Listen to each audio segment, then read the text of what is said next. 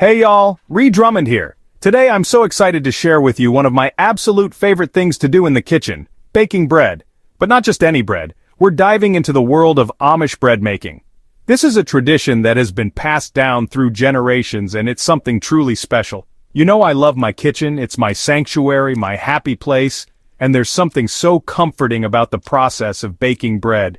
The kneading, the rising, the baking, it's also therapeutic. And there's nothing quite like the smell of freshly baked bread filling your home. It's a scent that can transport you to a different time and place, a simpler time when life moved a little slower. It's warm, inviting, and reminds me of simpler times. Times when families gathered around the kitchen table to share a meal and stories from their day. There's a certain magic in that simplicity. Today we're diving into a treasured tradition, Amish bread making. The Amish community has perfected the art of bread making, and their recipes are a testament to their dedication and love for the craft. The Amish are known for their simple living and incredible baking skills. They take pride in their work, and it shows in every loaf of bread they bake. Their kitchens are filled with the aromas of cinnamon rolls, pies, and of course freshly baked bread. It's a sensory experience that is hard to beat. This bread is a staple on their tables. It's more than just food, it's a symbol of their heritage and their way of life. It's simple, delicious, and made with love. Every loaf tells a story of tradition, hard work, and a deep connection to the land and the community. What makes Amish bread so special? It's all about the process and the ingredients. The Amish use time-honored techniques and the best quality ingredients they can find. It's all about tradition and using quality ingredients. They believe in doing things the right way, even if it takes a little longer. Many Amish communities don't use modern conveniences like electricity. This means their bread is made with a whole lot of heart and hand kneading. It's a labor of love, and you can taste that in every bite. Let's learn how to make this classic bread. I'll walk you through each step, from mixing the dough to baking it to perfection. Get ready for a taste of Amish tradition. This is more than just a recipe, it's a journey into a way of life that values simplicity, hard work, and community. Let's get started. Now let's talk about this secret recipe. You heard right, this Amish bread only uses 3 main ingredients. I know what you're thinking. 3 ingredients? Can that really make a delicious loaf of bread? Trust me folks, it can. This recipe has been passed down through generations of Amish grandmothers. It's a testament to the idea that sometimes the simplest things are the most delicious. Why is it a secret? Well, it's more like a treasured family recipe. It's a symbol of home and hearth, shared among loved ones. But today, I'm sharing it with you. Get ready to unlock the secret to this simple, delicious bread. Ready for the big reveal? Here are the 3 main ingredients you'll need for this Amish bread all-purpose flour. This is the base of our bread. Make sure you've got plenty on hand. Granulated sugar, a touch of sweetness for flavor, and to help activate the yeast. Active dry yeast. The key ingredient for making our bread rise and get that beautiful texture. See? I told you it was simple. Don't be fooled by the short ingredient list. These 3 ingredients work together to create a loaf of bread that's soft, flavorful, and oh so satisfying. Alright, let's get our hands dirty and make some bread. Today, we're diving into the world of Amish bread, a delightful and traditional recipe that has been passed down through generations. This bread is known for its soft texture and slightly sweet flavor, making it perfect for sandwiches, toast, or just enjoying with a pat of butter. Follow these easy steps. Activate the yeast. In a large bowl, combine 2 cups of warm water with the sugar and yeast. The water should be warm but not too hot, ideally around 110 degrees Fahrenheit. This temperature helps to activate the yeast without killing it. Give it a gentle stir and let it sit for about 5 to 10 minutes, or until the yeast is foamy. This foaming action is a sign that the yeast is alive and kicking, ready to help your bread rise beautifully. This means it's active and ready to work its magic. If your yeast doesn't foam, it might be old, or the water temperature might have been off. In that case, it's best to start over with fresh yeast. Add the flour.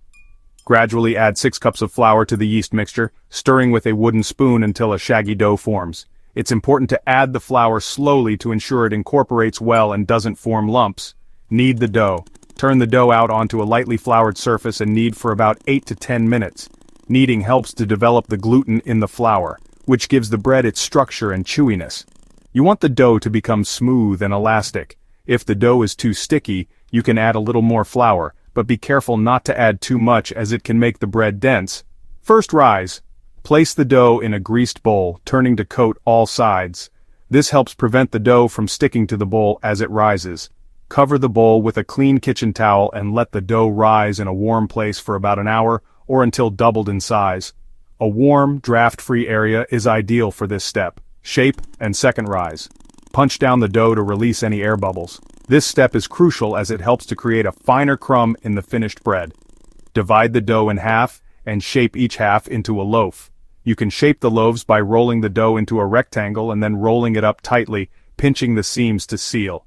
Place the loaves in greased loaf pans, cover, and let rise for another 30 to 45 minutes. This second rise allows the dough to relax and expand, resulting in a lighter loaf. Bake.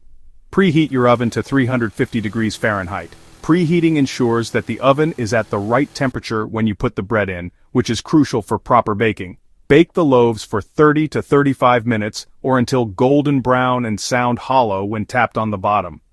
If you're unsure, you can use a thermometer. The internal temperature should be around 190 degrees Fahrenheit. Cool and enjoy. Remove the loaves from the oven and let them cool completely on a wire rack before slicing and serving. Cooling on a wire rack prevents the bottom from becoming soggy and allows the bread to set properly. Enjoy your homemade Amish bread with your favorite toppings or simply on its own. Section 5. Bread Baking 101. Tips and Tricks from Grandma's Kitchen. Baking bread is an art, and who better to learn from than Grandma herself? Her kitchen is a treasure trove of wisdom, passed down through generations. Want to ensure your Amish bread turns out perfect every time? It's all about the details and a bit of love. Here are a few tips from my grandma's kitchen. First, water temperature. This might seem trivial, but it's crucial. Make sure your water is warm, not hot, when activating the yeast. The ideal temperature is between 105 and 115 degrees Fahrenheit. Too hot and you'll kill the yeast. This means your bread won't rise, resulting in a dense loaf. Too cold and it won't activate properly. You'll end up with a flat, lifeless dough. Next, flour power. The amount of flour needed can vary depending on humidity. Start with 6 cups, and remember, it's easier to add more flour than to take it out. Add more if needed, a quarter cup at a time until the dough is smooth and not too sticky. This ensures the right consistency. Until the dough is smooth and not too sticky. Kneading know-how. This step is where the magic happens. Kneading is crucial for developing the gluten in the bread, which gives it structure and texture. Think of it as the backbone of your bread, which gives it structure and texture. The more you knead, the better the gluten develops, resulting in a chewy, airy loaf. If you're new to kneading, there are plenty of helpful videos online. Watching a few can make a big difference in your technique. There are plenty of helpful videos online, proofing patience. This is where many bakers go wrong. Don't rush the rising process. Letting the dough rise slowly allows the flavors to develop and the texture to improve. Giving the dough enough time to rise will result in a lighter, airier loaf. Patience truly pays off here.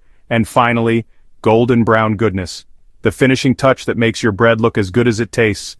To ensure your bread has a beautiful golden crust, brush the tops of the loaves with a little melted butter or milk before baking. This not only adds color but also a delicious flavor. Brush the tops of the loaves with a little melted butter or milk before baking. With these tips from Grandma's Kitchen, you're well on your way to baking the perfect loaf of bread every time. Happy baking! Section 6. Rising to the occasion troubleshooting your Amish bread. Even experienced bakers have those days when things don't go exactly as planned. Here are a few common bread baking issues and how to fix them. Yeast not foaming. If your yeast doesn't foam after 10 minutes, it might be old. Try again with a fresh packet of yeast. Dough. Too sticky. Add a bit more flour, a quarter cup at a time until the dough is manageable. Bread. Not rising. Make sure your yeast is fresh and that you're letting the dough rise in a warm, draft-free place. Bread dense and heavy. This could be due to under-kneading or not allowing the dough to rise long enough. Remember, practice makes perfect. Don't be afraid to experiment and learn from any mistakes. Section 7. A taste of tradition, serving up your homemade loaf. Now comes the best part, enjoying your freshly baked Amish bread. This bread is delicious on its own, slathered with butter or jam. You can also use it for sandwiches, toast, or even bread pudding. The possibilities are endless. Sharing this bread with loved ones makes it even more special. Section 8. Beyond the basics. Variations on the classic recipe. Once you've mastered the basic recipe, feel free to get creative. You can add different flavors and ingredients to your Amish bread. Here are a few ideas. Honey wheat. Substitute 1 cup of all-purpose flour with whole wheat flour and add a 1/4 cup of honey to the dough for a touch of sweetness and nuttiness. Cheesy herb. Add 1 cup of shredded cheddar cheese and 1 tablespoon of dried Italian herbs to the dough for a savory twist. Cinnamon raisin. Stir in 1/2 cup of raisins and 1 teaspoon of ground cinnamon to the dough for a touch of sweetness and spice. Get creative and have fun with it. Section 9. The heart of the home. Celebrating the joy of homemade bread. Baking bread is more than just following a recipe. It's about creating something with your own 2 hands, filling your home with warmth and delicious aromas, and sharing the fruits of your labor with those you love. This simple Amish bread recipe is a reminder that sometimes the most basic ingredients can create something truly special. So gather your ingredients, put on your apron, and experience the joy of baking homemade bread.